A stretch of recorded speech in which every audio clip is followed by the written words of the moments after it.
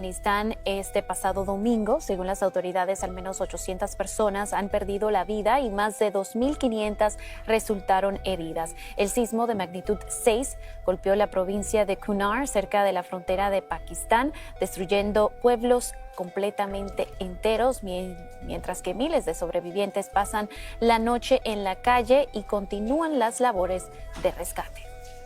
El avión en el que viajaba este domingo la presidenta de la Comisión Europea, Ursula von der Leyen, rumbo a Bulgaria, tuvo que aterrizar manualmente. Es que al parecer la aeronave fue víctima de una interferencia en su sistema de navegación GPS, según una portavoz de la Comisión Europea. La alerta vino de las autoridades búlgaras, quienes sospechan que esta interferencia flagrante pudo haber sido perpetrada por Rusia. Increíble y muy preocupante, y aumentan las tensiones entre Estados Unidos y Venezuela ante la fuerte presencia de fuerzas navales estadounidenses enviadas hace poco para combatir, según el gobierno Trump, el narcotráfico. Y ayer domingo, imágenes de drones mostraron el destructor de misiles guiados, conocidos como USS Sampson DDG-102, atarcado cerca de la entrada del Canal de Panamá. Ante este avance, el ministro de Defensa de Venezuela dijo que su país está listo para luchar si Estados Unidos viola la soberanía venezolana. La presidenta de México, Claudia Sheinbaum, rindió este lunes su primer informe de gobierno en Palacio Nacional ante gobernadores, funcionarios y representantes del sector privado. Y esto al mismo tiempo de que el secretario de Estado de Estados Unidos, Marco Rubio, inicia también una gira por México y Ecuador durante esta semana. Nos conectamos con nuestra compañera Saraí Méndez, quien tiene todos los detalles. Adelante. Carolina, Elian, los saludo en vivo desde Palacio Nacional en la Ciudad de México, efectivamente donde esta mañana la presidenta Claudia Sheinbaum ha enviado un mensaje con motivo de su primer informe de gobierno constitucional, el primer informe de la primera mujer presidenta de México. En él destacó: vamos bien y vamos a ir mejor. Destacó los indicadores alcanzados en materia de seguridad, el fortalecimiento de la estrategia de seguridad y justicia, y dijo: para que no haya ninguna duda, la política de construcción de la paz se decide soberanamente en México, nadie influye en ella. Reportó una reducción de homicidio doloso de 25%, de 20% en delitos de alto impacto y de 34% en feminicidio, un crimen que durante los últimos años ha lastimado mucho a la sociedad. Sentados en primera fila, a los integrantes de su gabinete de seguridad les agradeció su trabajo, tanto al secretario de la Defensa, general Ricardo Trevilla, como al secretario de Marina, almirante Raimundo Pedro Morales Ángeles, a la secretaria de Gobernación, Rosa Isela Rodríguez, y al secretario de Seguridad y Protección Ciudadana, Omar García Harfuch. También al fiscal general de la República, Alejandro Gertz Manero, que igualmente estaba sentado en primera fila. Frente a 300 invitados de todos los sectores del país, la presidenta sostuvo que México ha logrado construir una relación de respeto mutuo con Estados Unidos en medio de una política arancelaria establecida a todo el mundo.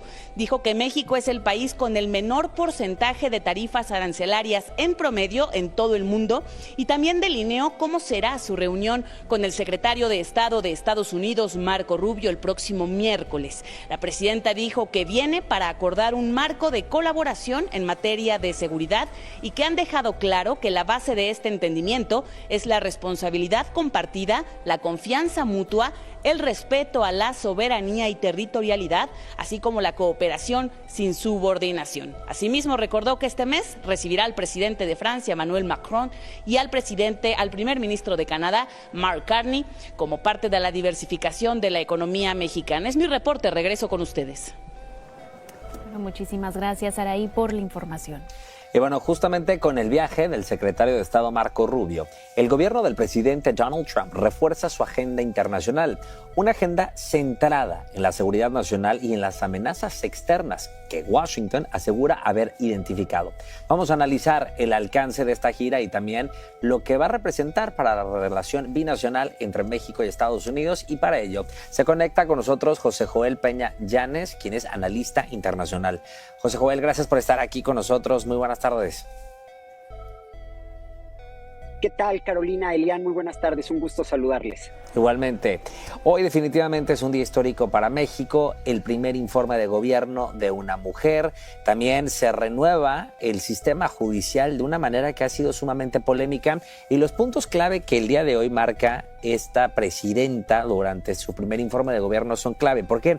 Porque, por ejemplo, la encuesta Mitofsky dice que tiene un índice de aprobación de más del 77% y el 93% quiere que le vaya bien a la presidenta. ¿Cuán importante es este informe de gobierno? Y también en cuanto a lo que vamos a ver de esta visita del secretario de Estado a México, el timing creo que también es interesante.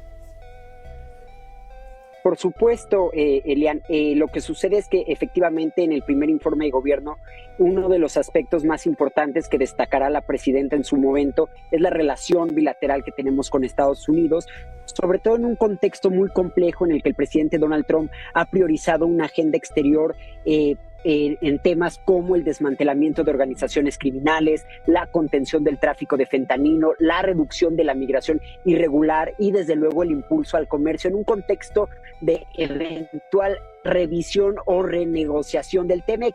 Tendremos que ver cuáles son las preferencias del presidente Trump y a los acuerdos que lleguen no solo México y Estados Unidos, sino también Canadá.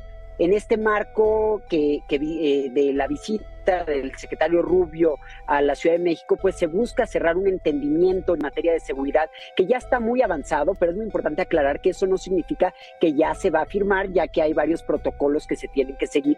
Para eso, la prioridad inmediata, desde mi perspectiva, no es tanto el tema ceremonial, sino la operatividad del acuerdo y la calidad de las medidas y de las salvaguardas que va a contener, porque como tú ya bien lo has señalado, la presidenta Sheinbaum ha sido muy clara en que se tiene que respetar la soberanía de México, tiene que haber confianza mutua, responsabilidad compartida y cada uno de los actores debe de actuar dentro de su territorio, sobre todo por todas estas, noticias que se han dado de una eventual intervención del ejército estadounidense en territorio mexicano para tratar de contener a los cárteles que recordemos que hace algunos meses ya fueron nombrados o designados como organizaciones terroristas extranjeras. Y es que creo que ahí está la clave, José Joel, porque muchas personas se pueden llegar a preguntar por qué esto no ocurrió en gobiernos anteriores o en relaciones binacionales de otras administraciones.